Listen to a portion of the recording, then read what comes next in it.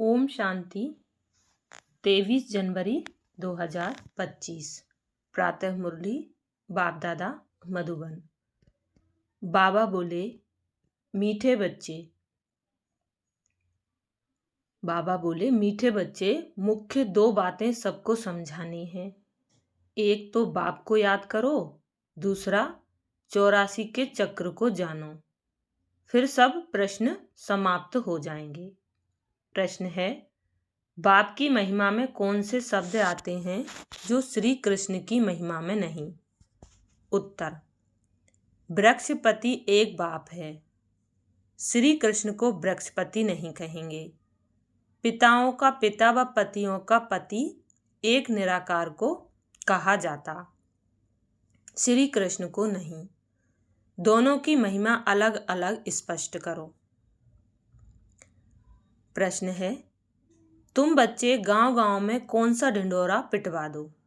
उत्तर, गांव-गांव में ढिंढोरा पिटवा दो कि मनुष्य से देवता, नरकवासी से स्वर्गवासी कैसे बन सकते हैं। आकर समझो। स्थापना विनाश कैसे होता है, आकर समझो। गीत बजा है, तुम ही हो माता पिता, तुम ही हो बंधु सखा, तुम ही हो। ओम शांति। इस गीत के पिछाड़ी की जो लाइन आती है, तुम्हें नैया, तुम ही नैया, तुम ही खिवैया, यह रॉन्ग है। जैसे आपे ही पूज्य आपे ही पुजारी कहते हैं, यह भी वैसे हो जाता है। ज्ञान की चमक वाले जो होंगे वह झट गीत को बंद कर देंगे, क्योंकि बाप की इंसल्ट हो जाती है। अभी तुम बच्चों को तो नॉलेज मिली है, दूसरे मनुष्यों को यह नॉलेज होती नहीं है। तुमको भी अभी ही मिलती है, फिर कभी होती ही नहीं। गीता के भगवान की नॉलेज पुरुषोत्तम बनने की मिलती है। इतना समझते हैं, परंतु कब मिलती है, कैसे मिलती है, यह भूल जाते हैं, यह भूल गए हैं। गीता है ही धर्म स्थापना का शास्त्र, और कोई शास्त्र धर्म स्थापन अर्थ नहीं होते हैं। शास्त्र अक्षर भी भारत में ही काम आता है। सर्वशास्त्रमय शिरोमणि है ही गीता, बाकी वह सब धर्म तो हैं ही पीछे आने वाले, उनको शिरोमणि नहीं कहेंगे। बच्चे जानते हैं वृक्षपति एक ही बाप है, वह हमारा बाप है, पति भी है तो सबका पिता भी है। उनको पतियों का पति, पिताओं का पिता कहा जाता है। यह महिमा एक निराकार की गाई जाती है, श्री कृष्ण की, और निराकार बाप के महिमा की भेंट की जाती है। श्री कृष्ण तो है ही नहीं, श्री कृष्ण तो है ही नई दुनिया का प्रिंस। वह फिर पुरानी दुनिया में संगम युग पर राजयोग कैसे सिखलाएंगे? अब बच्चे समझते हैं हमको भगवान पढ़ा रहे हैं। तुम पढ़कर यह देवी देवता बनते हो, पीछे फिर यह ज्ञान चलता नहीं, प्राय लोप हो जाता है। बाकी आटे में लून यानी चित्र जाकर बचते हैं। वास्तव में कोई का चित्र यथार्थ तो है नहीं।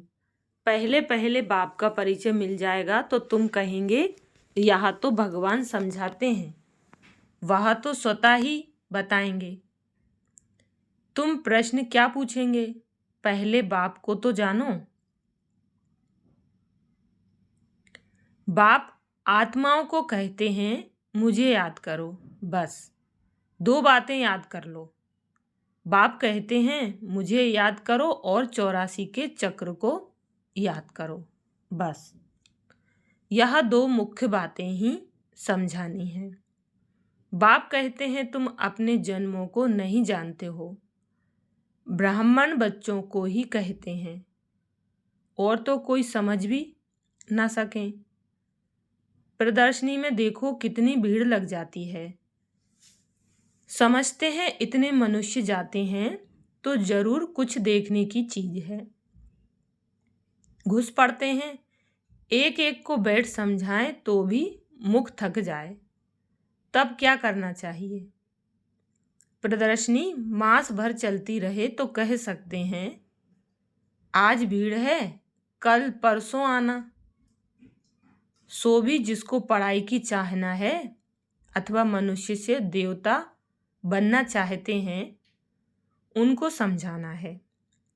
एक ही यह लक्ष्मी नारायण का चित्र अथवा बैज दिखलाना चाहिए। बाप द्वारा यह विष्णुपुरी का मालिक बन सकते हो। अभी भीड़ है, सेंटर पर आना। एड्रेस तो लिखी हुई है, बाकी ऐसे ही कह देंगे, यह स्वर्ग है, यह नर्क है। इससे मनुष्य क्या समझेंगे? टाइम वेस्ट हो जाता है। ऐसे तो पहचान भी नहीं सकते यह बड़ा आदमी है, साहूकार है या गरीब है। आजकल ड्रेस आदि ऐसी पहनते हैं जो कोई भी समझ न सके। पहले पहले तो बाप का परिचय देना है। बाप स्वर्ग की स्थापना करने वाला है। अब यह बनना है। एम ऑब्जेक्ट खड़ी है। बाप कहते हैं, ऊंचते ऊंच मैं हूं, मुझे याद करो। यह वशीकरण मंत्र है। बाप कहते हैं, मामे कम याद करो तो तुम्हारे विकर्म विनाश होंगे और विष्णुपुरी में आ जाएंगे। इतना तो जरूर समझाना चाहिए। 8-10 रोज प्रदर्शनी को रखना चाहिए। तुम गांव गांव में ढिंढोरा पिटवा दो कि मनुष्य से देवता, नरकवासी से स्वर्गवासी कैसे बन सकते हो। आकर समझो। स्थापना विनाश कैसे होता है, आकर समझो। युक्तियां बहुत हैं, तुम बच्चे जानते हो। सतयुग और कलयुग में रात दिन का फर्क है। ब्रह्मा का दिन और ब्रह्मा की रात कहा जाता है। ब्रह्मा का दिन सो विष्णु का दिन, विष्णु का सो ब्रह्मा का। बात एक ही है। ब्रह्मा के भी 84 जन्म, विष्णु के भी 84 जन्म। सिर्फ इस लीप जन्म का फर्क पड़ जाता है। यह बातें बुद्धि में बिठानी होती हैं। धारणा नहीं होगी तो किसको समझा नहीं सकेंगे। धारणा नहीं होगी तो किसको समझा कैसे सकेंगे। यह समझाना तो बहुत सहज है।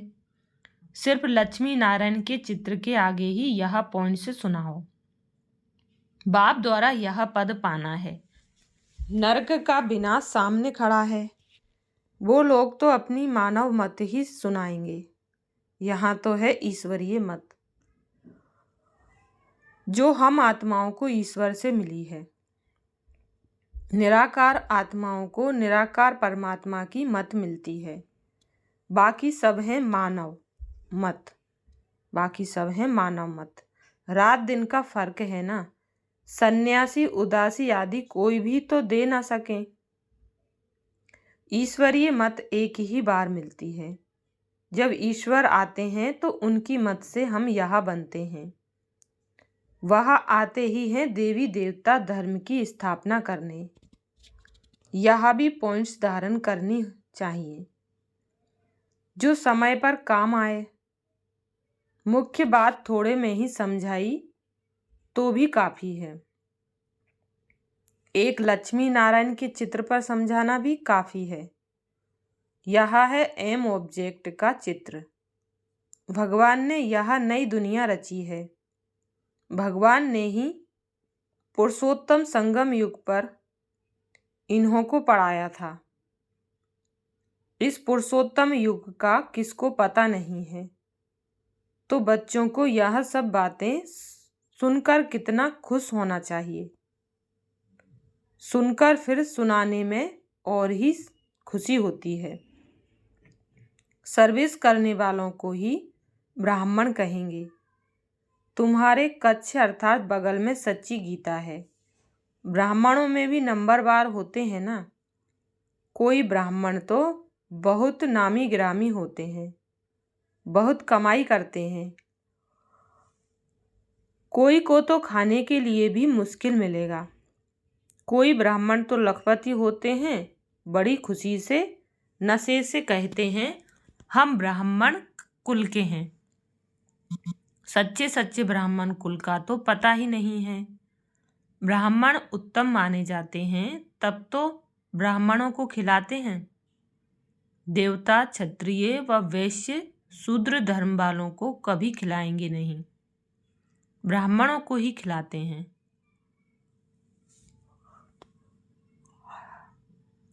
इसलिए बाबा कहते हैं, तुम ब्राह्मणों को अच्छी रीति समझाओ।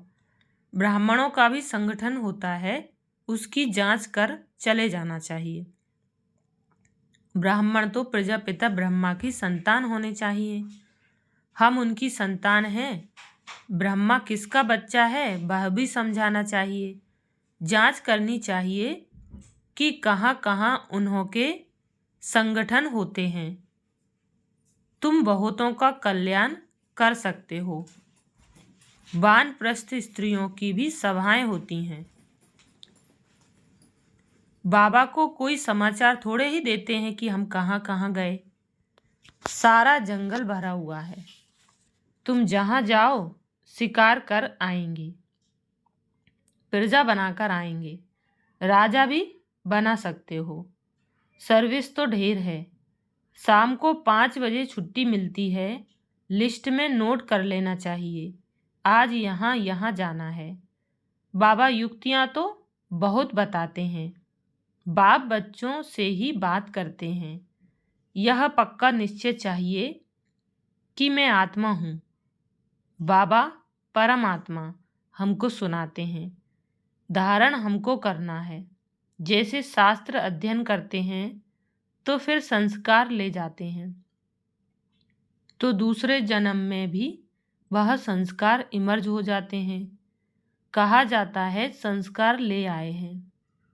जो बहुत शास्त्र पढ़ते हैं उनको अथॉरिटी कहा जाता है। वह अपने को ऑलमाइटी नहीं समझेंगे। यह खेल है जो बाप ही समझाते हैं, नई बात नहीं है, ड्रामा बना हुआ है जो समझने का है। मनुष्य यह नहीं समझते कि पुरानी दुनिया है। बाप कहते हैं मैं आ गया हूँ। महाभारत लड़ाई सामने खड़ी है। मनुष्य अज्ञान अंधेरे में सोए पड़े हैं। अज्ञान भक्ति को कहा जाता है। ज्ञान का सागर तो बाप ही है। जो बहुत भक्ति करते हैं वह भक्ति के सागर हैं। भक्तिमाला भी है ना, भक्तिमाला के भी नाम इकट्ठे करने चाहिए। भक्तिमाला द्वापर से कलयुग तक ही होगी। बच्चों को बहुत खुशी रहनी चाहिए। बहुत खुशी उनको होगी जो सारा दिन सर्विस करते रहेंगे। बाबा ने समझाया है, माला तो बहुत लंबी होती है, हजारों की संख्या में, जिसको कोई कहाँ से खींचते हैं।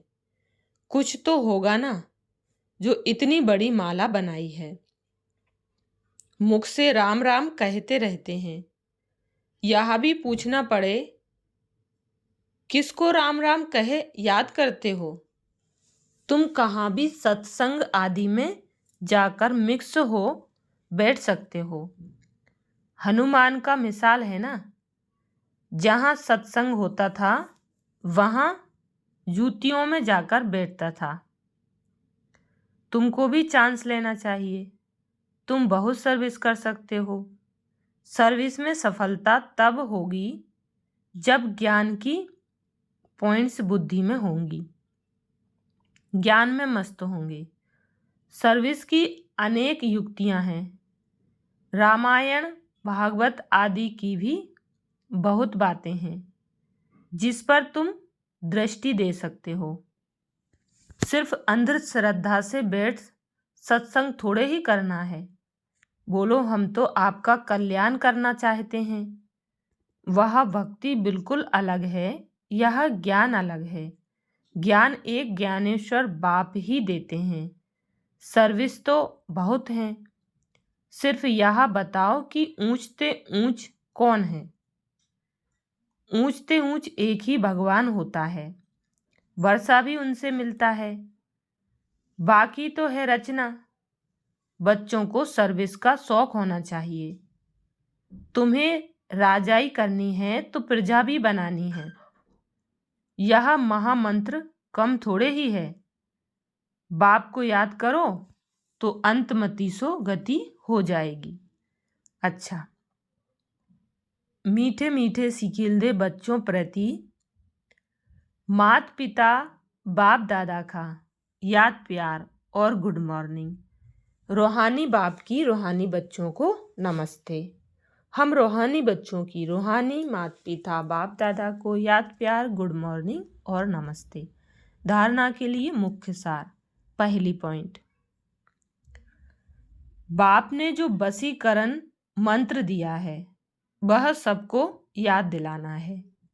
सर्विस की भिन्न भिन्न युक्तियां रचनी हैं। भीड़ में अपना समय बर्बाद नहीं करना है। दूसरी पॉइंट है, ज्ञान की पॉइंट्स बुद्धि में रख, ज्ञान में मस्त रहना है। हनुमान की तरह सत्संगों में जाकर बैठना है और फिर उनकी सेवा करनी है। खुशी में रहने के लिए सारा दिन सेवा करनी है। वरदान दिया बाप दादा ने, मैं और मेरेपन को बलि चढ़ाने वाले संपूर्ण महाबली भव। मैं और मेरेपन को बलि चढ़ाने वाले संपूर्ण महाबली भव। डिटेल है, हद के कोई भी व्यक्ति या वैभव से लगाव यही मेरापन है। इस मेरेपन को और मैं करता हूँ, मैंने किया, इस मैंपन को संपूर्ण समर्पण करने वाले अर्थात बलि चढ़ने वाले ही महाबली हैं। जब हद का मैंपन समर्पण हो तब संपूर्ण बाप समान बनेंगे। मैं कर रहा हूँ नहीं, बाबा करा रहा है, बाबा चला रहा है। किसी भी बात में मैं के बजाय सदा नेचुरल भाषा में भी बाप शब्द ही आए, मैं शब्द नहीं।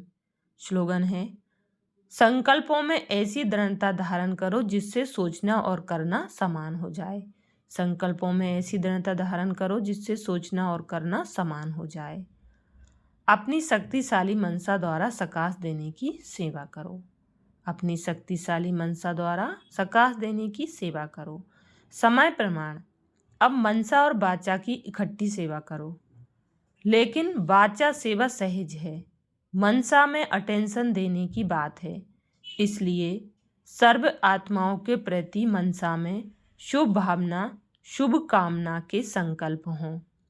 बोल में मधुरता, संतुष्टता, सरलता की नवीनता हो तो सहज सफलता मिलती रहेगी। अच्छा, शुक्रिया बाबा, शुक्रिया आप सभी का। ओम शांति।